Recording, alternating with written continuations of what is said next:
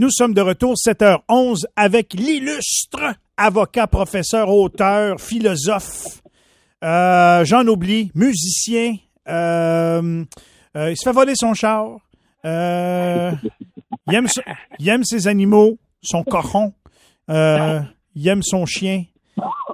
C'est un homme extrêmement généreux, très perspicace, un grand littéraire. Mesdames et messieurs, Frédéric Bérard. Hey, t'es bien fin, Michel. C'est ça? Qu'est-ce que je te dise? Oui, t'es fin. Moi, je te dis que t'es fin, c'est un moyen temps, mais j'ai pas juste un cochon, j'en ai deux, imagine-toi. Oh, deux. Georges pour George? Orwell, puis Albert pour Camus. Ah bon, Albert. Lui, je l'aime plus que l'autre. Je sais pas pourquoi. Hey, j'ai une question pour toi, Michel. Vas-y donc. Mettons, là, c'est Cogeco, en Outaouais. Oui. Notre ami Bob Rioux a une entrevue à faire passer, peu importe la job. Une entrevue à faire passer, peu importe la job. Il veut embaucher X pour le poste. Il veut embaucher pour le poste de X ou Y, peu importe. Ça n'a pas d'importance. Oui. Lance un appel de candidature. Oui. Cogeco, Outaouais, 104.7 est à la recherche du candidate parfaite pour le poste de gna gna gna gna gna gna gna gna gna gna. Bon. Oui. Bob, passe des entrevues. Oui. Toi, t'es là, t'es à côté parce que Bob, il dit, j'ai besoin de ton feeling. Mm-hmm. Une entrevue, 2 entrevues, 3, 10, 12, ça se passe pas pire. Puis finalement, il y a un bug qui débarque. Soyez avec lui, avec des petits cafés, des Timbits. Là, la question est posée. Monsieur X, vous n'avez toujours pas de casier judiciaire, pas accusé au criminel. Ouais, ben ça, c'est compliqué un peu. Mm. Mais ouais, j'étais accusé au criminel, ouais. Mm. C'est-à-dire qu'ils étaient accusés au criminel. OK? Genre de... Ah, puis pour le casier judiciaire, oui, j'en ai un parce que, bon, ça fait condamné une couple de fois, là, mais en tout cas. OK, ils étaient accusés au criminel de quoi, monsieur? Bah, pas des trucs bien graves. OK, donc il y en a plus qu'un. Oui, j'ai 91 chefs d'accusation dans le popotin. Ah, OK, 91 quand même, ouais. 91, okay. Ça commence à être sérieux, hein, 91. Ça commence à être pas pire, une, je dis pas, 90, je dis pas, mais 91, ça commence à être énervant. Non, mais ça dépend. Si c'est des petites affaires, tu sais, s'il n'a pas volé, mettons, de secrets nationaux ou quoi que ce soit, c'est pas pire. On peut le prendre. S'il a volé 91 fois un dépanneur, peut-être qu'il y a un pattern, mais en tout cas, ça, c'est une autre histoire. Fait que là, je dis, OK, mais vous êtes accusé de quoi, monsieur X? Ah, ben, j'ai volé des documents top secret à mon ancienne job. Oui, quand même, ça part bien. J'ai lancé aussi une insurrection, un genre d'émeute là, contre le siège social avec les employés. Hey, on est rentré là-dedans, ils ont fait dans leur culotte. On avait même des mitraillettes. Hey, il y en a un qui s'est déguisé en pierre à feu avec le gros casque du Buffalo Bill. On a ri. OK, oui. Ah oui, je suis accusé d'agression sexuelle une couple de fois aussi. Oui, mais vu que j'ai bien de l'argent dans ma famille, présumément bien de l'argent, j'ai racheté ça, j'ai acheté le silence. Ça se passe bien. Puis sinon, j'ai déjà appelé un VP, là, j'avais fait une fraude. J'ai dit, regarde, es-tu capable de m'encourager pour refrauder un autre 50 000? Il m'a dit non. OK? Puis ça, c'est vrai ce que vous dites là, monsieur? Ah oui, absolument, oui. Tout est vrai. Fait que, mettons là que tout ce qui vient de se dire se dit. Vous faites quoi? Continuez-vous à manger une petite Timbit tranquille puis poser les autres questions ou l'entrevue achève? Connaissant Bobby, je pense que ça s'arrêterait là. Bobby, il retirait la plug bien avant. Mais Bobby, lui, c'est un perspicace. Il n'aurait pas tiré à la plug, tu comprends? Il l'aurait fait parler jusqu'à la fin, sachant très bien, après 3 secondes, qu'il ne le prendra pas. Mais il veut quand même l'écouter dans sa bullshit jusqu'à la fin, tu comprends? Histoire de faire une bonne histoire à raconter au party de Noël. Et voilà. Ou à radio, encore mieux, tu sais.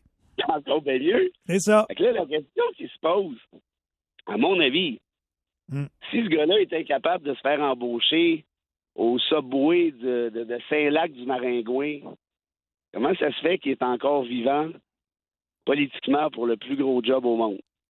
Ta question t'es bonne avant que tu dises politiquement. Oui, effectivement, je peux enlever le politiquement. Va te dire. Oui, mais ça commence à... Ouais, j'ai entendu ça. Moi, je suis pas capable de souhaiter du mal à quelqu'un, mais Et ça commence à être beaucoup. Non, mais j'y souhaite pas. Mais comme observateur, je suis un peu surpris qu'il n'ait pas été victime d'un attentat, cet homme-là. C'est pas mal ça qui arrive. Hmm. Et puis, tu sais, l'argument, puis je l'entends, là, je suis à Mont-Laurier au moment où je te parle. Je l'ai entendu souvent, là, l'argument hier, avant-hier. Ouais, mais Biden, lui. OK? Quoi, Biden, lui? Ouais. Il est vieux, il a des trous de mémoire. Ouais, on est d'accord. Mais à part ça. Entre des trous de mémoire puis voler des documents secrets à la Maison-Blanche, amener ça dans la toilette chez vous. Violer des femmes puis payer après pour essayer d'acheter le silence. Préparer une émeute pour renverser le pouvoir. Mais en tout cas, faire du tumulte, on ne sait pas trop comment ça aurait pu finir. Tu sais, il y a une limite. Tu sais, il y a une différence, là. Puis on s'entend, là, je sais bien là, que Biden n'est pas très inspirant, là. Mais tu sais, ça me semble moins dangereux quand même. Il me semble que oui. Tu sais, Ronald Reagan, tu t'en souviens, il gouvernait le pays à la fin, puis je ris pas de ça du tout, là, au contraire, j'ai beaucoup d'empathie, mais il était atteint d'Alzheimer assez fort, là. Même qui dit, je ne sais pas à quel point c'est vrai, ça, mais que c'est sa femme, Nancy Reagan, qui gouvernait avec l'aide de cartomanciens, là. Tu sais, des genres de sorcières que tu fais venir à ton show, là. C'est elle qui colle les shots, apparemment, à Washington. Ouais. Je te dis pas que c'est bien. Ouais. Ça m'inquiète. Mais quand même un peu moins qu'un gars qui, selon Washington Post et le New York Times, qui sont quand même pas deux feuilles de chou, ben il y a un plan qui est clair. On s'est fait avoir en 2016. On n'a pas mis notre gars à la tête de l'armée. Là, on va le mettre. Puis après ça, on va tirer l'armée de notre bord, sans mauvais jeu de mots. Puis après ça, on va lancer des accusations non fondées contre Biden, juste pour l'écœurer. Puis après ça, on va gracier le président de toute la cochonnerie dont on vient de parler depuis 10 minutes. C'est ça le plan. C'est pas moi qui le dis, c'est le Washington Post et le New York Times, basé sur des informations obtenues du clan Trump, là. Hey, c'est pas drôle. Puis je Puis peux moi, pas écoute, croire que la population, là, tu sais, je comprends qu'il y en a des gens qui sont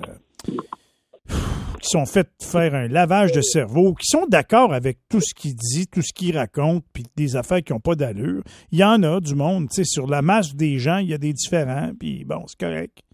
Mais je peux pas croire que la majorité va opter pour... Mais c'est ça l'affaire. Tu sais, qu'il y en ait un 5-10 c'est méprisable. Tu dis, ouais, bof, OK.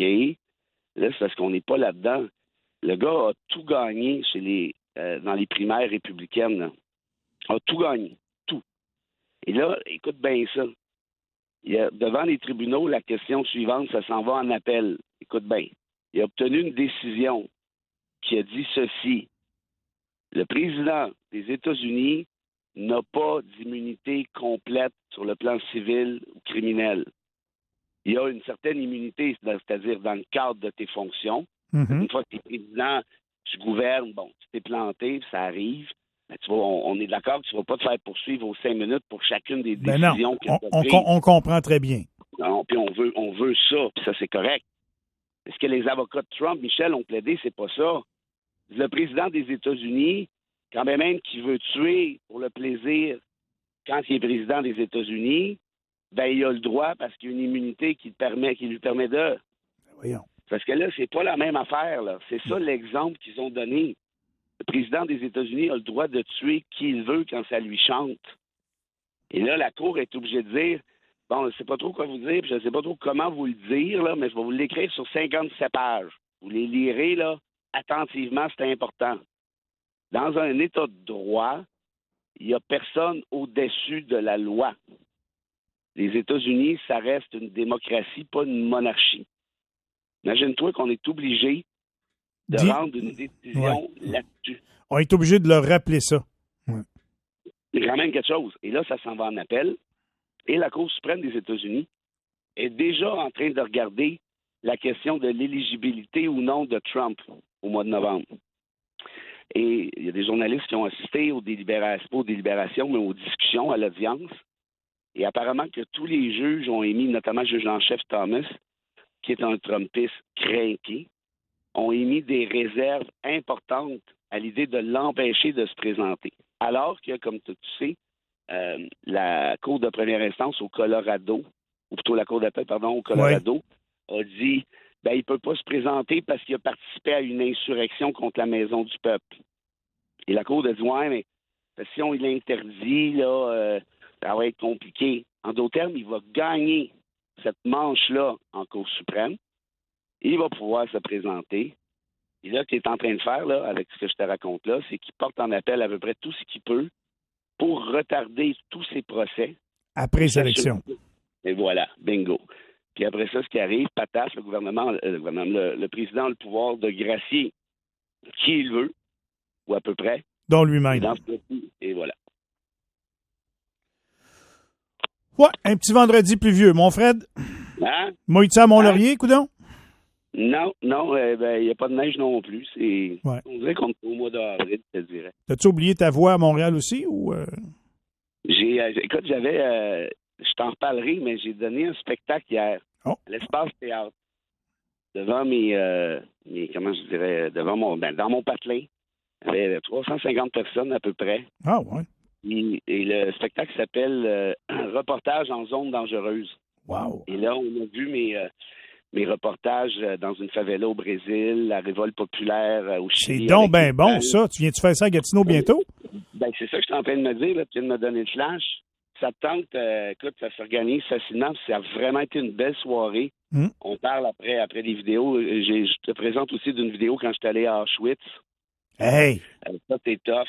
Quand je suis allé en Israël, les Gilets jaunes en France, en Haïti, puis tu as un beau 20 minutes à la fin de footage sur Guantanamo. Là, c'est des trucs illégaux. Tu n'as pas le droit de filmer ça là-bas, là, mais j'ai ramassé ça, puis c'est une petite visite de Guantanamo. Maudit délinquant. Mais t'aimerais ça, je pense. Oui, je suis convaincu. On se reparle de ça. On se fait un projet de ça.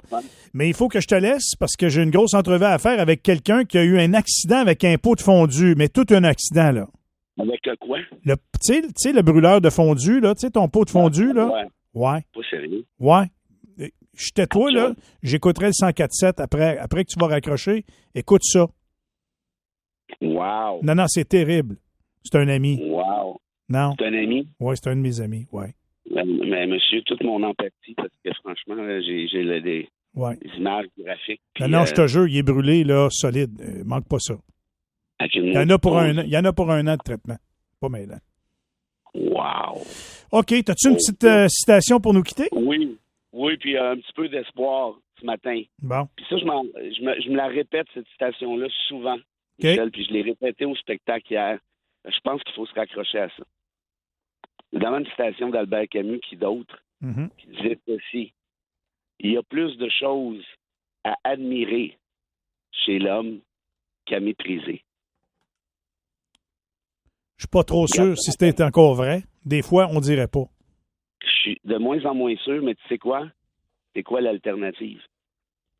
Vu de même. Merci beaucoup, Fred. Hey, gros câlin, mon ami, puis courage à ton chum. Tout à fait. Bonne fin de semaine.